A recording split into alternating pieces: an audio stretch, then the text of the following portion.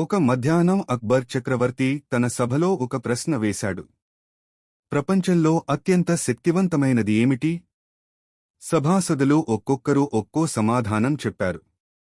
ఒకరు అన్నారు, బంగారం అత్యంత శక్తివంతమైనది, ఎందుకంటే దానితో ఏదైనా కొనవచ్చు. మరొకరు అన్నారు, ఆయుధాలు శక్తివంతమైనవి, ఎందుకంటే అవి దేశాలను గెలుచుకుంటాయి.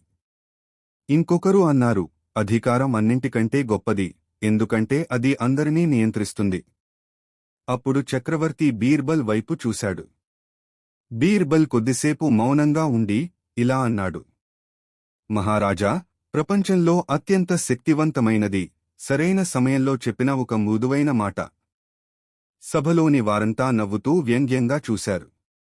మాటలేనా? సైన్యాల కంటే శక్తివంతమా అని ప్రశ్నించారు.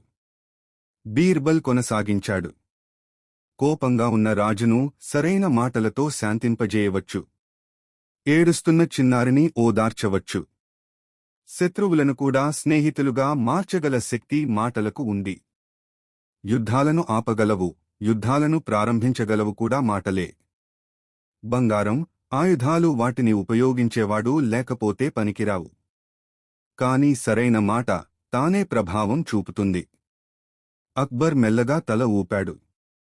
సభలో నిశ్శబ్దం అలముకుంది. బీర్బల్ చెప్పిన నిజాన్ని ఎవ్వరూ ఖండించలేకపోయారు. నీతి.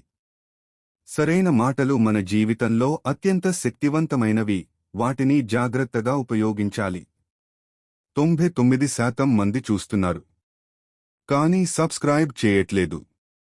మా ఛానల్కి సపోర్ట్ చేయండి బ్రో. ఇప్పుడే సబ్స్క్రైబ్ చేయండి.